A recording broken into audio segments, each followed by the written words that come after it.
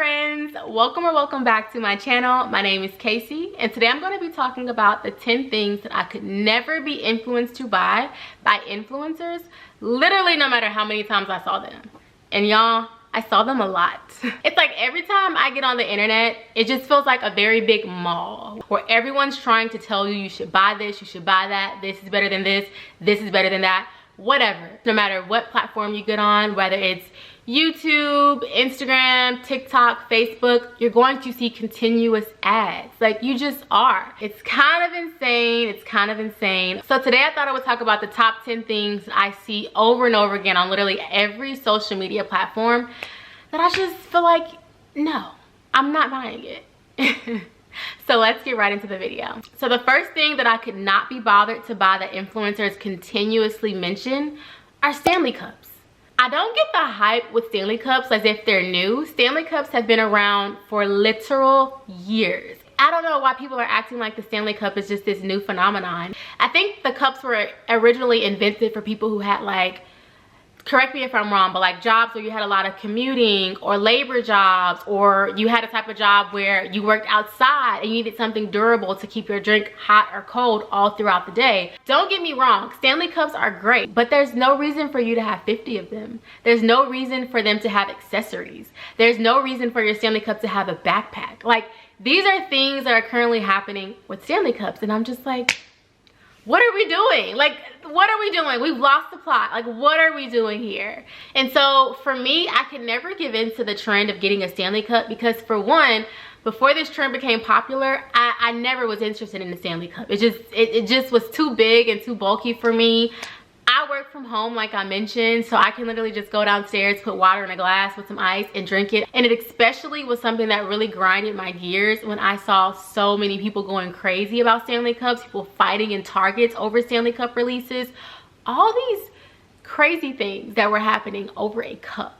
Now, if you have a Stanley Cup and you love your Stanley Cup and you use it, or even if you have a few and you use all of them, trust me, I'm not saying that that is wrong. If you are someone who is buying accessories for their Stanley Cup, or has a Stanley Cup in every single color, or many Stanley Cups that you do not use, maybe this is geared more towards you. Even now, like, I see a lot of influencers like promoting, like, oh my gosh, I got my new Stanley, look at the color, like all these things, and you'll never see it mentioned again in a video. Like, I know I'm not the only one who notices that. The hype around a lot of things is sometimes fabricated, and I definitely feel like this Stanley Cup craze is one of those. The next thing that I could not be convinced to buy by influencers are Bloom's greens. Literally, I see these greens everywhere. So if you don't eat your greens, you don't have a good amount of greens intake, you don't eat your veggies, this is meant for you to take to supplement that, basically. You would see in YouTube videos, but especially TikTok videos, a YouTuber would be making a Bloom's greens drink, but wouldn't say anything about it, but the whole clip would be around the drink, or they would be talking about something, but Bloom greens would be in the shot. So like me sitting up here talking about what I'm talking about now, I would just have the wipes right here for you to see. So it'd be like, oh, guys, so yeah, like that. You can clearly see Blooms in the shot. I don't know if anybody else is like this, but when something is just like in my face, like sometimes it'll work and you're like, okay, let me give it a try. But sometimes it annoys you, especially if it's just so far off of something that you're interested in. It was just so exhausting to keep seeing Blooms in everyone's video, and it's like you're subtly marketing it or you're subtly promoting it, but it's very obvious that's what you're doing, especially when I was educated on the fact that to be a Bloom's partner, that's all you have to do. You do not have to talk about it. Just show it, just use it. And I'm like, marketing. The next thing that I will absolutely never be convinced about is Sheen or Temu. Now, I do want to add this asterisk in here. Years and years ago, when I was very broke and I was in graduate school and I had just got this really amazing internship, I needed some office wear. I needed some office wear to look nice. I did not have any, and I needed some that were cheap. So I did go to Sheen.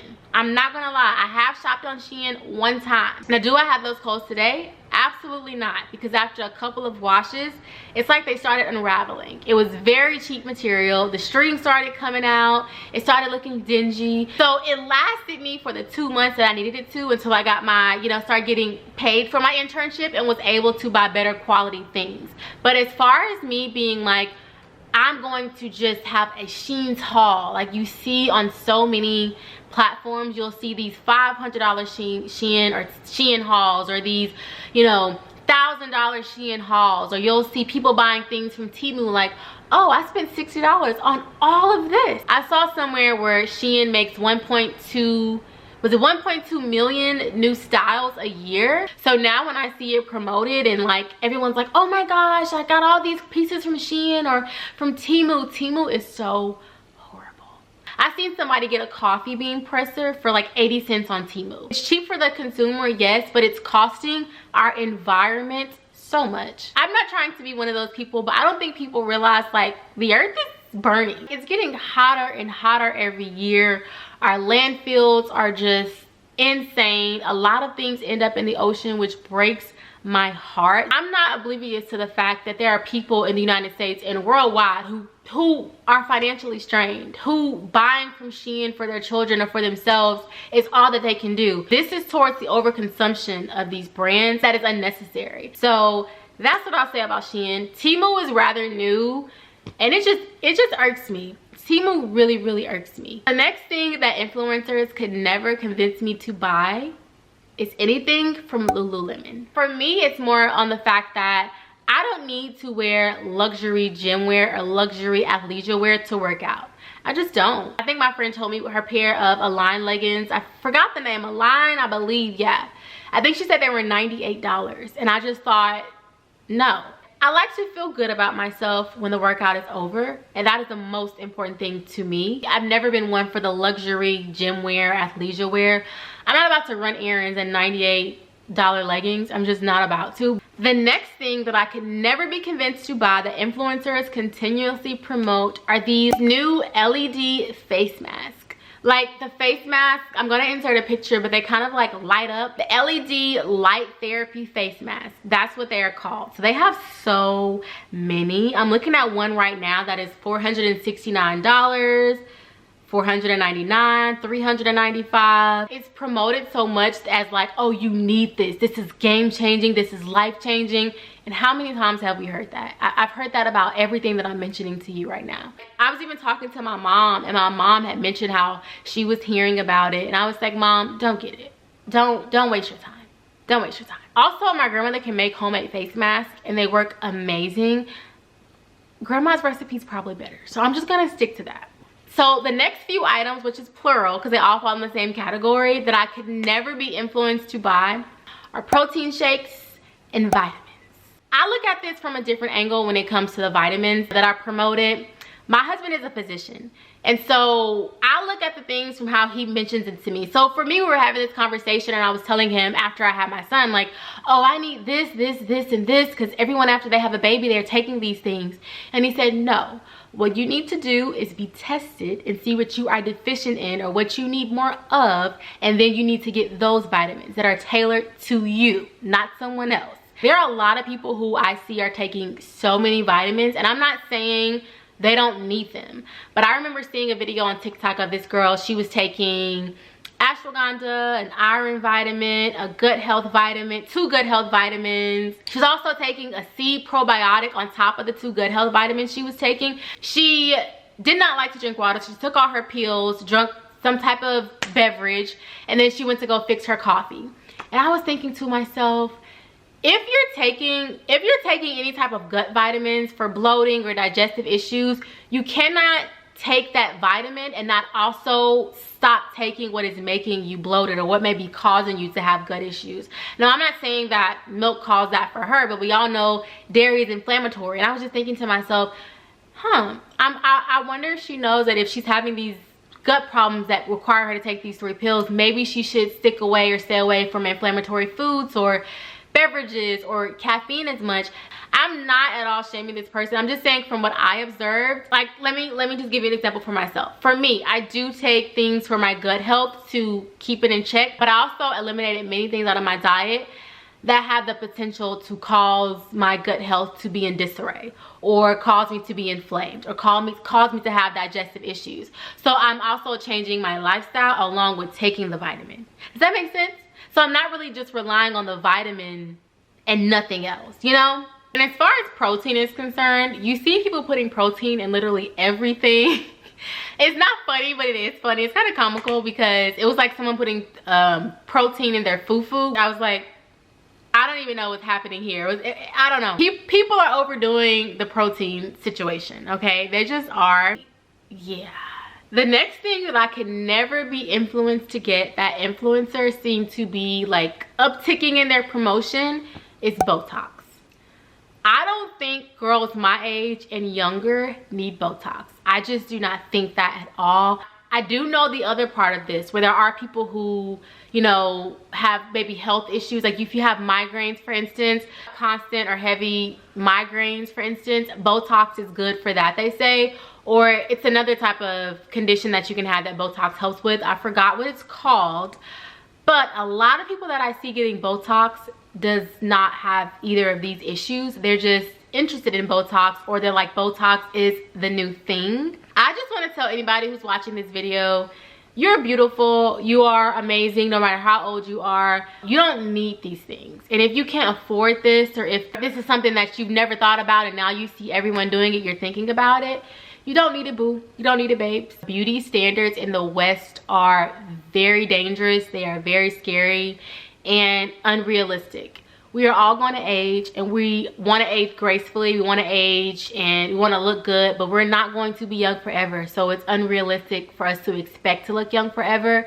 And I feel like it plays on our insecurities so bad. So bad. I was seeing everyone that I was watching, like I'm talking about like my favorite influencers who I've watched for years that are now getting Botox and that are younger than me, like 25, 20, 24.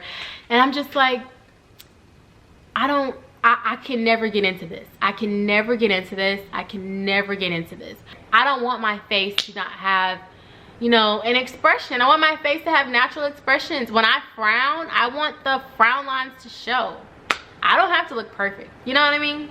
I don't know. If it's something you want to do, more power to you, babes. But if it's something that you feel compelled to do because everyone else is doing it, trust me, babes, you don't need it. The next thing that I could never be influenced to buy, that influencers always promote, are organizational containers. Whether it be for your refrigerator, your cabinets, people will even pour out the milk and the juices in their containers to put them in like a clear container and label it juice or apple juice, which I'm like, I don't get that. And now I see it all the time in influencer videos. People will pour the seasoning out of the seasoning bottle that it comes in into a plastic bottle and label it garlic seasoning. And I'm just thinking, what is the point? Like, why are we doing this? I don't know. That is something I can never be influenced to buy. It's so wasteful, and it's just so prevalent nowadays. Like, it's plastic everything. It's plastic everywhere. It's a lot. It's overdoing it. It's like being a mega consumer. It's at this point, it's consuming just to consume and then some. So the next thing that I can never be influenced to buy are anything from Dyson. Now, wait, before you give me any backlash, listen. I am aware that some Dyson products are great, but I refuse to pay hundreds and hundreds of dollars for anything, any hair product that Dyson makes, any vacuum that Dyson makes. But I'm just thinking to myself, just feeling comfortable enough to recommend these extremely high priced products to people who watch you. I don't know. I feel like that's kind of like, I don't know how to say it. It's kind of not being aware that everyone who watches you cannot afford this.